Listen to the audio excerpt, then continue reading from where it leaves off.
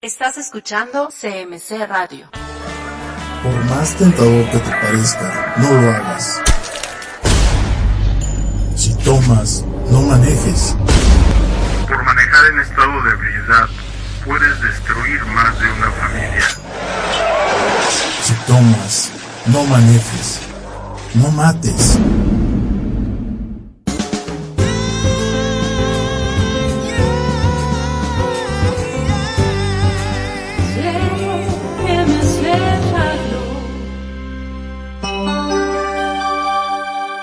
Hola, ¿qué tal? Soy Eduardo Izquierdo y esto es Foro Pixel.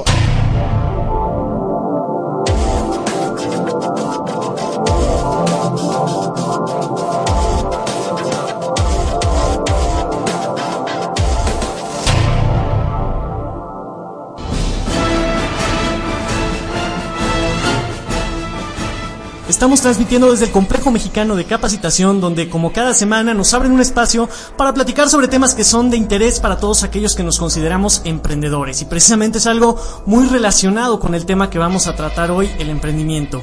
Me acompaña la ingeniero Rocío Galaviz, que va a estar aquí para platicar un rato con nuestro invitado del día de hoy. ¿Cómo estás, Chio?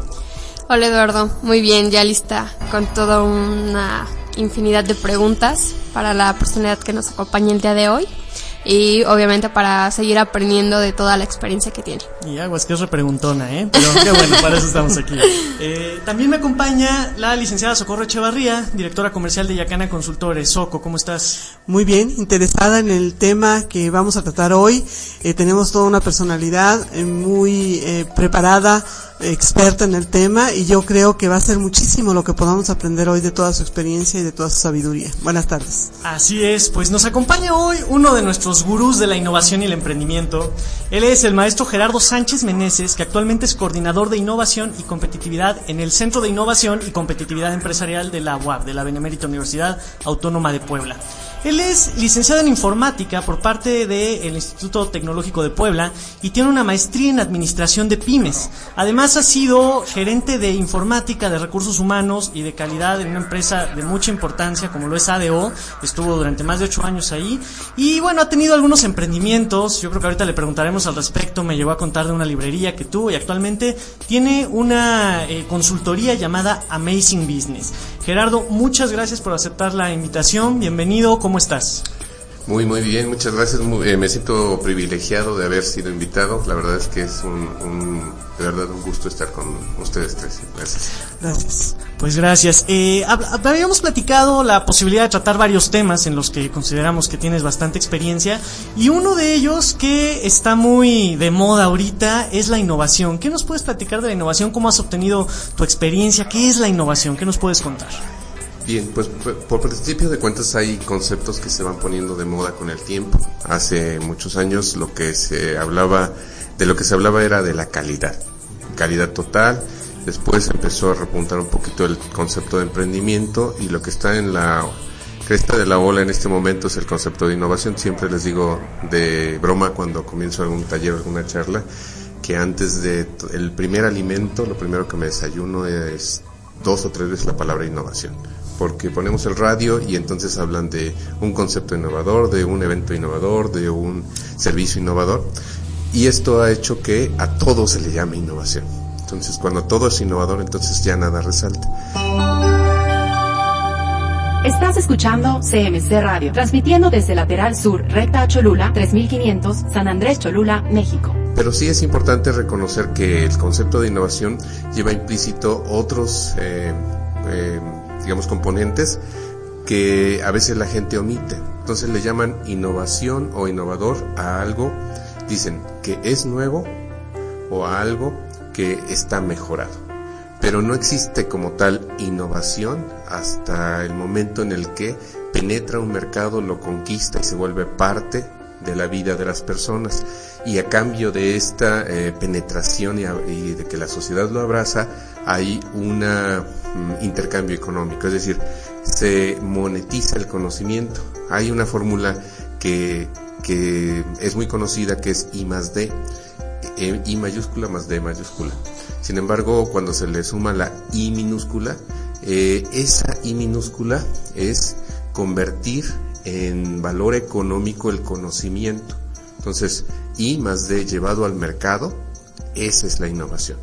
Entonces, en términos generales, no podemos decir porque una taza tiene una forma rara es que es innovadora, o que un servicio porque la gente sonríe es innovadora, si no lleva implícito otro significado también muy profundo, que es la forma, en mi opinión, más simple y fácil de comprender la innovación, que es la creación de valor.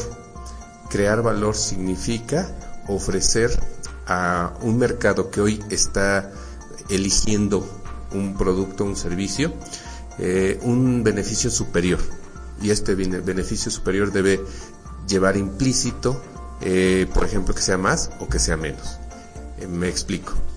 Que sea más seguro, más rápido, más eficiente, menos complejo, menos costoso. Y en ese sentido, cuando nuestra propuesta ofrece ese valor superior o ese beneficio, es cuando la gente realmente responde, si es que hemos trabajado sobre las necesidades o los problemas de la gente. A menudo creemos que algo innovador tiene que nacer de nuestra imaginación. En realidad, la forma más segura de generar innovación es observar el entorno, comprender y después detectar la oportunidad de negocio. Y esto es bien distinto. Todo mundo, no todo el mundo, muchas de las organizaciones que estimulan la creación de emprendimientos y de innovación dicen, genera una idea de negocio. Yo no creo que una idea de negocio sea por sí misma una buena idea, si innova en sí misma, principalmente detecta no una idea de negocio, detecta una oportunidad de negocio. Son cosas distintas. La idea de negocio sale de nuestra cabeza y queremos vendérsela al mundo. Al revés, observamos el mundo, obtenemos información, interiorizamos y es cuando se nos ocurre una solución o un producto que satisfaga una necesidad. Entonces es distinto, tenemos que estar alertas hacia afuera, porque a veces hay oportunidades de negocio que están tan cerca que no las vemos. Entonces, en ese sentido, todos estos conceptos redondean, en mi opinión, una base del tema de innovación: creación de valor, monetizar el conocimiento, convertirlo en valor, que penetre y que sea aceptado por la sociedad y que ofrezca más valor a la gente. Estás escuchando CMC Radio, transmitiendo desde Lateral Sur, Recta a Cholula, 3500, San Andrés Cholula, México. Yo quiero preguntarte, Gerardo, es muy interesante todo esto que nos dices. Según entiendo, es finalmente el público consumidor el que determina el grado de innovación que tiene un producto o un servicio. ¿Estoy en lo correcto o no está tan claro? Sí, bueno, digamos que dicen que la gente vota con sus pies. Va a ir a los lugares donde por sí mismas siente que es la mejor opción. Entonces, más que en mi opinión no lo diría como el grado de innovación, sino la eficacia o la contundencia de la innovación. La gente haya conseguido su objetivo finalmente. Así es, cuando que es innovar, ¿no? Sí. Okay. Una pregunta más. Considerando que el público consumidor finalmente es muy decisivo para el éxito de un emprendimiento innovador, ¿qué tan cercanos estamos a un límite? Debemos reconocer que con tanta comunicación que hay actualmente, con tanta información que hay en el medio, el consumidor está empoderado. Y puede volverse, de hecho se está volviendo más exigente cada vez, y entonces podemos llegar de esta forma a un límite que llega un momento en que ya esté todo visto y no haya nada nuevo bajo el sol, como decían nuestros ancestros. Bueno, hay algo también interesante en el concepto que nos explica Clyde Christensen sobre innovación disruptiva. A veces en una franja de lo mínimo y lo máximo que acepta el mercado, algunos productos van acelerando ese beneficio, esa sofisticación, hasta que puede llegar a un punto en el que rebasen el máximo necesitado. Entonces, pero lo curioso del asunto es que viene una empresa paralela desde abajo que a lo mejor todavía no alcanza el límite inferior de lo que el mercado espera, pero que cuando la empresa se sale del mercado porque ya se volvió demasiado sofisticada, va penetrando en la parte baja del mercado. Es decir, hace que cosas que antes eran solo para unos privilegiados puedan llegar a la base de la pirámide. Ejemplo, cuando se abrió el mercado de medicinas genéricas, llegó un momento en el que una cadena que conocemos todos, porque fue la más popular, la que más comprendió la necesidad de la base de la pirámide, hizo accesible la medicina para el segmento menos favorecido. A eso es la innovación disruptiva, es decir, lo que rompe con lo que en el mercado se ha ido, precisamente por esa acumulación de innovación, se ha ido alejando cada vez más, porque más innovación también de repente puede ser más costo. No necesariamente. Si comprendemos bien la innovación, también pudiera ser, como decíamos al inicio, innovar también significa hacerlo menos complejo, hacerlo más simple, hacerlo más barato, en el sentido de que podemos identificar componentes o materiales que abaraten el producto. Pero a final de cuentas casi siempre pasa en una industria nueva, en una empresa nueva. Es difícil que una empresa ya establecida de repente baje sus costos. Casi siempre es una que penetra en el mercado y es la que hace la innovación disruptiva. Entonces sí es cierto que hay un comportamiento en una gráfica que les invito a buscar. Ahora el conocimiento está al alcance de la mano. Sí. Que googleen a innovación disruptiva, en particular a Clyde Christensen, y van a ver cómo explica esas dos franjas y cómo va una empresa saliéndose del mercado y va otra penetrando. En términos generales puede pasar, es un fenómeno. Ok, muchas gracias. Estamos platicando con Gerardo Sánchez Meneses, director de Innovación y Competitividad del CICE de la UAP, sobre el tema de la innovación. Vamos a ir a continuación a unos anuncios de nuestros patrocinadores y regresamos.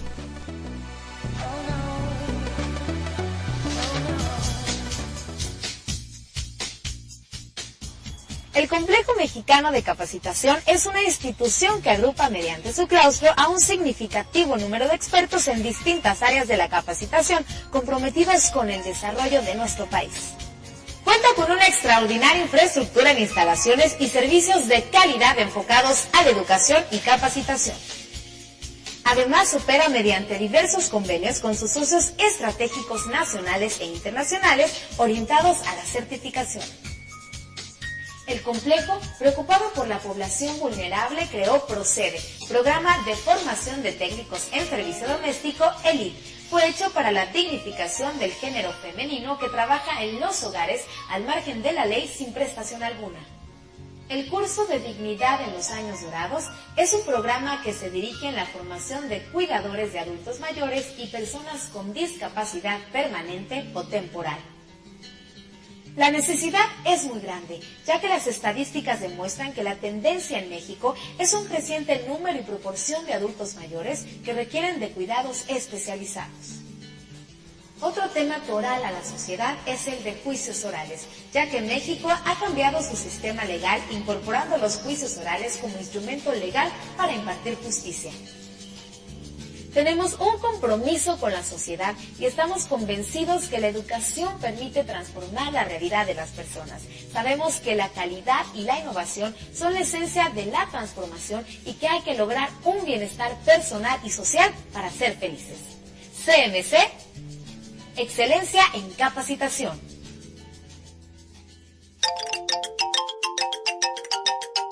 Estás escuchando CMC Radio, transmitiendo desde Lateral Sur, recta a Cholula, 3500, San Andrés Cholula, México.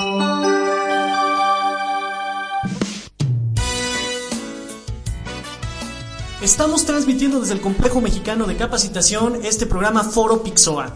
Estamos platicando con Gerardo Sánchez Meneses del Centro de Innovación y Competitividad Empresarial de la UAP y estábamos platicando sobre el tema de la innovación. Rocío, me parece que iba a hacerle una pregunta.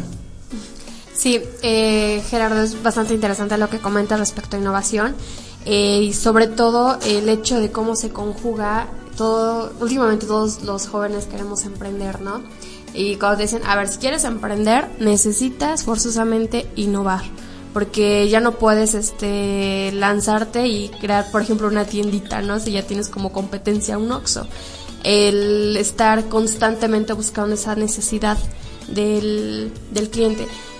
¿Cuál crees que sea la característica fundamental que pueda tener un emprendedor o una persona para que pueda ser llamada como emprendedora? Y obviamente que la empresa que vaya a manejar lleve este concepto de innovación, porque curiosamente como que no a todos se les da y somos muy tercos, ¿no? Yo tengo mi idea, la voy a emprender y no me importa si es innovadora o no.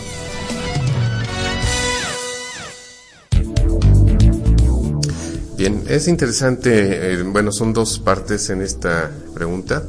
La primera es que yo traigo una guerra declarada contra el concepto de emprendimiento, así como lo existe con el de innovación.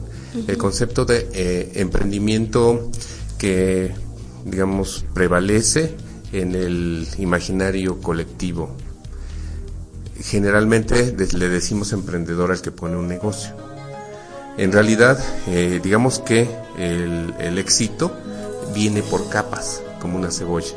Uh-huh. En el corazón de la cebolla no tiene nada que ver con un negocio, sino con el ser, con la esencia humana. Entonces, la primera capa es la que lleva el emprendimiento en sí. Emprender no significa comenzar un negocio. Inclusive, si lo buscan en el diccionario, dice es acometer una obra, si dice un negocio o un proyecto.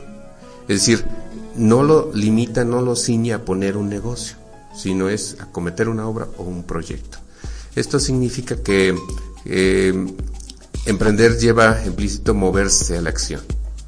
Entonces, yo he resignificado en mi propio discurso el concepto de emprendimiento como el emprendedor es un agente de transformación de su entorno que genera valor para el mundo. De esa forma, no solamente decimos que quien transforma el mundo es el que hace negocios. Y he tratado de describir características muy puntuales del perfil emprendedor en esa esencia, en ese corazón de la cebolla, que sería el hecho de ser proactivo, de tener iniciativa, de tener creatividad. Cada uno de estos conceptos lleva una reflexión profunda que obviamente sería más de un programa, pero que tiene que ver con ser el que se mueve a la acción y no el que espera que le digan qué hacer. Segundo, decía el tema de la creatividad como esa característica de curiosidad, como de hacer las cosas, de experimentar, de buscar nuevos caminos, nuevas formas, porque la creatividad es la inteligencia divirtiéndose. Y cuando permitimos que esta inteligencia juegue, va a encontrar cosas que van a detonar innovación, pero en sí mismo es una forma de ser un músculo que hay que fortalecer. El ánimo de superación permanente es otra característica que hace que la gente reconozca que todos los días debe aprender algo nuevo. Espíritu de equipo, para que reconozca que todos los talentos que tenemos los tenemos que poner a disposición de un grupo donde se complemente las capacidades del total, y al revés, reconocer que no tengo todos los talentos y que necesito de alguien más para con mis talentos y los otros que son distintos podamos construir juntos.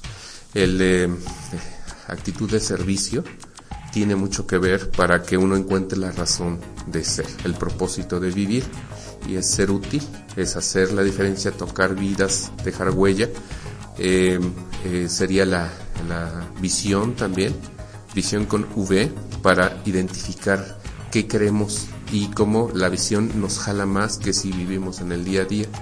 La disciplina es otro componente. Entonces, cuando vemos todos estos, ¿sirven para poner un negocio? Por supuesto.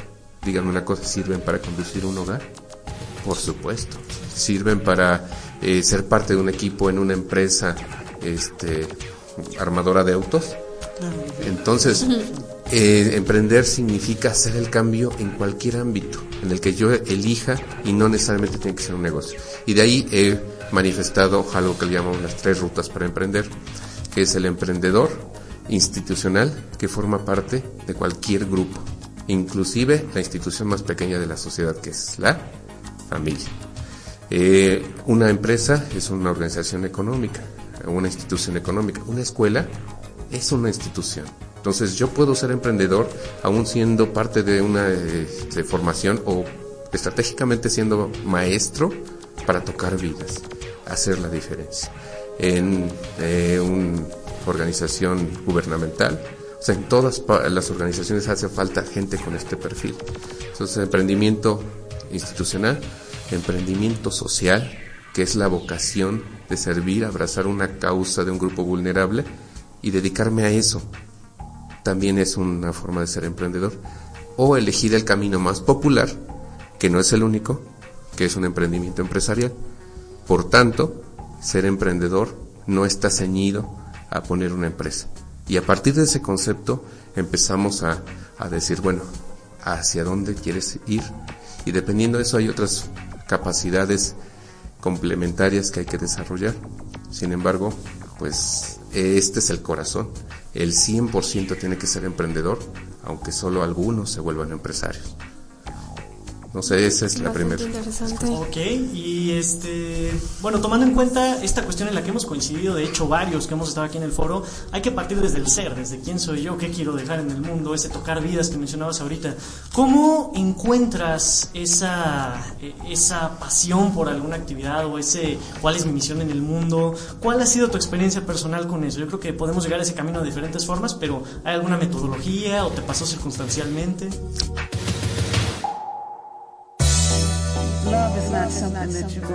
Tienes que estar alerta. Ken Robinson, en su libro que se llama El Elemento, describe de desadaptados, niños desadaptados que, por ejemplo, no podían mantenerlos en paz y los llevaron a un psicólogo. Entonces, de una niña, por ejemplo, que era muy inquieta y que la llevaron con un psicólogo, platicaron brevemente y le dijo, hizo un experimento, le dijo a la niña el médico: te vas a quedar aquí, necesito hablar con tu mamá afuera. Y prendió la radio. Entonces salió con su mamá y la espiaron por una ventana y le dijo: obsérvela. Y la niña movía sus piececitos hasta que se levantó, pues se puso a bailar. Y dice, su hija no tiene nada normal, lo que pasa es que ella es una artista.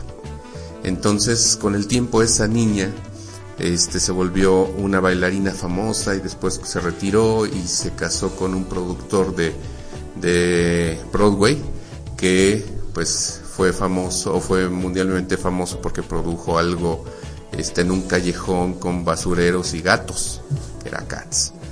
Y entonces ella a veces estaba percibida como alguien problemática, lo mismo a un niño inquieto que hacía rayones y dibujos y que después creó unos monigotes amarillos que son conocidísimos, los Simpson, Matt Groening, y así describe al inicio varios casos en los que a veces parece que no queremos ser como los demás, pero es estar alertas y estar conscientes de que cuando tú encuentras tu elemento, dice Ken Robinson, pasas las horas enteras y no sientes el tiempo y lo disfrutas. El problema está que caemos en roles tanto sociales o profesionales que limitan nuestro talento, y es distinto un talento que un conocimiento académico. Entonces yo conocí una vez a un contador que, platicando así de manera informal, le decía: ¿y qué tal te va? Pues me va bien, estoy muy ocupado, pero la verdad yo hubiera querido ser chef. Estás escuchando CMC Radio, transmitiendo desde Lateral Sur, recta a Cholula, 3500, San Andrés Cholula, México. Entonces, a veces eso nos pasa, la vida nos lleva por circunstancias donde nos enrolamos en actividades y no en pasiones. Yo creo que una buena sugerencia es que busquemos el elemento de Ken Robinson y que exploremos posibilidades y después hagamos una introspección para ver qué tanto disfrutamos esto que hacemos día con día, y si lo haríamos sin que nos pagase, sería fabuloso. Pues bueno, este tema de la pasión y demás es lo que nos puede llevar a algo que también preguntó Rocío, hace un momentito, que era y cómo esta fórmula de innovar y cómo esta fórmula de cómo saber cuál es el secreto innovador, o nos dicen, eres innovador, pero o sé emprendedor innovador. Recuerden ustedes que si asociamos el primer concepto, cómo ser un emprendedor innovador, sería equivalente a cómo convertirte en un agente que transforme el medio a través de la creación de valor, porque innovar es crear valor. Entonces, innovar no significa ser algo distinto. Significa que cuando tú entras al mercado vas a hacer mejor la vida de las personas porque les estás dando más valor. Ok, gracias. El emprendedor como un medio de transformación social. Estamos platicando con Gerardo Sánchez Meneses del Centro de Innovación y Competitividad Empresarial de la UAP. Esto es Foro Pixoa, transmitiendo desde el Complejo Mexicano de Capacitación. Vamos a un anuncio de nuestros patrocinadores y regresamos.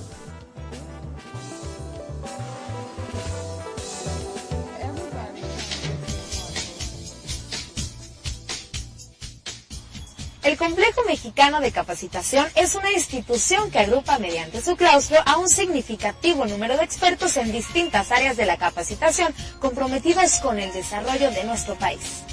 Cuenta con una extraordinaria infraestructura en instalaciones y servicios de calidad enfocados a la educación y capacitación. Además, opera mediante diversos convenios con sus socios estratégicos nacionales e internacionales orientados a la certificación. El complejo, preocupado por la población vulnerable, creó Procede, Programa de Formación de Técnicos en Servicio Doméstico, ELIT. Fue hecho para la dignificación del género femenino que trabaja en los hogares al margen de la ley sin prestación alguna. El curso de Dignidad en los Años Dorados es un programa que se dirige en la formación de cuidadores de adultos mayores y personas con discapacidad permanente o temporal. La necesidad es muy grande, ya que las estadísticas demuestran que la tendencia en México es un creciente número y proporción de adultos mayores que requieren de cuidados especializados. Otro tema toral a la sociedad es el de juicios orales, ya que México ha cambiado su sistema legal incorporando los juicios orales como instrumento legal para impartir justicia. Tenemos un compromiso con la sociedad y estamos convencidos que la educación permite transformar la realidad de las personas. Sabemos que la calidad y la innovación son la esencia de la transformación y que hay que lograr un bienestar personal y social para ser felices. CMC, excelencia en capacitación.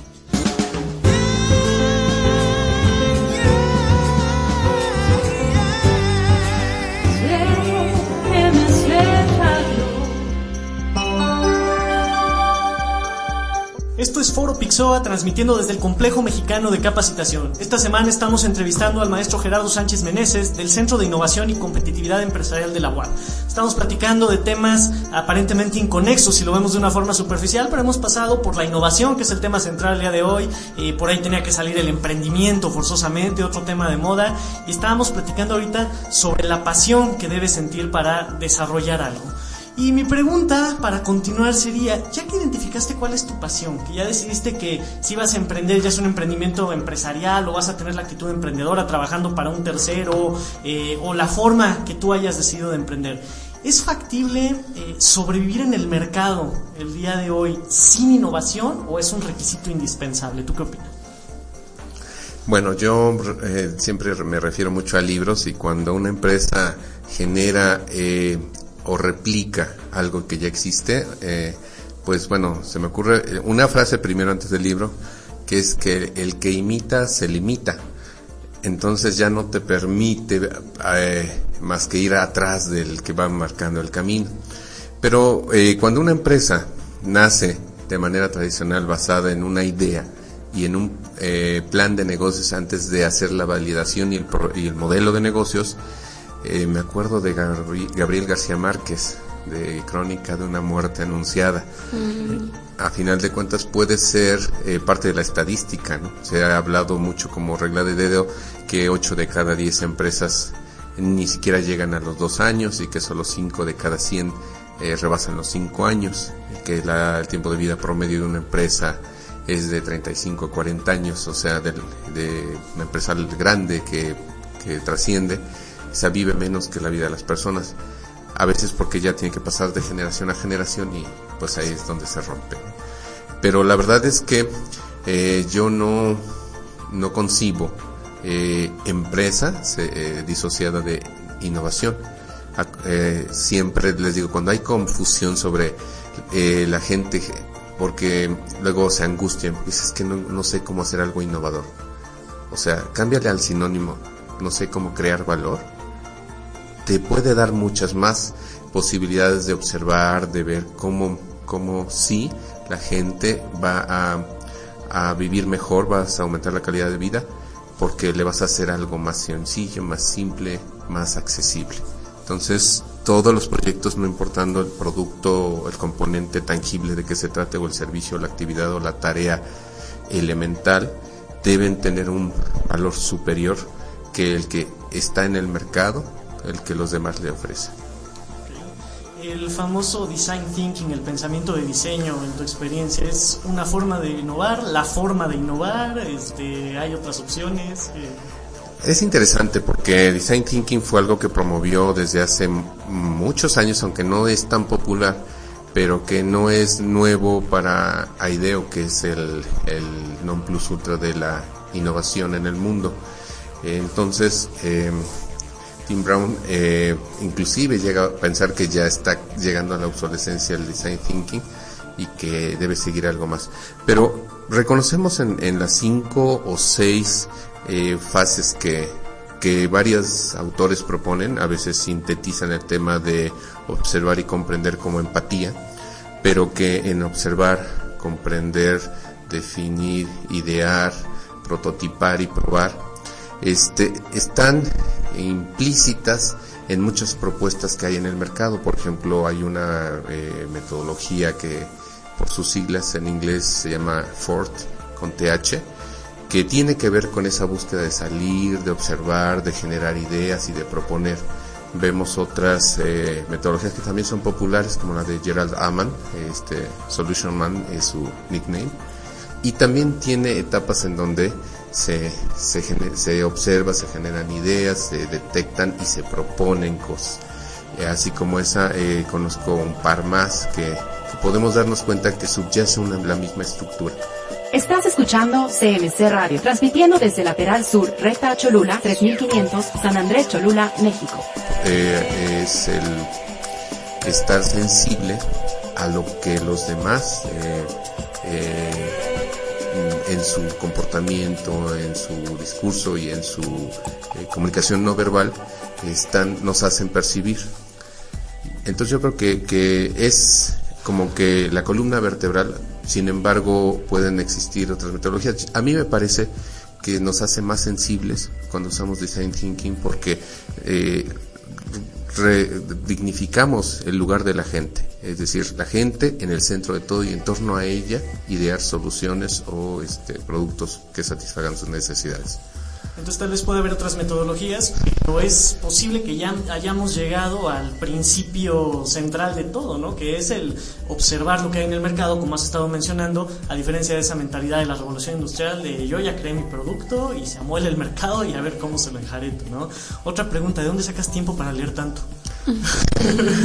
Gracias. Pues en realidad es como un círculo virtuoso, es como una bola de nieve que a final de cuentas vas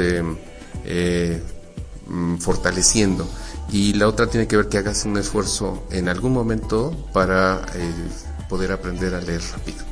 Entonces cuando tú utilizas técnicas de lectura rápida, puedes extraer de textos, de sitios, la información vital.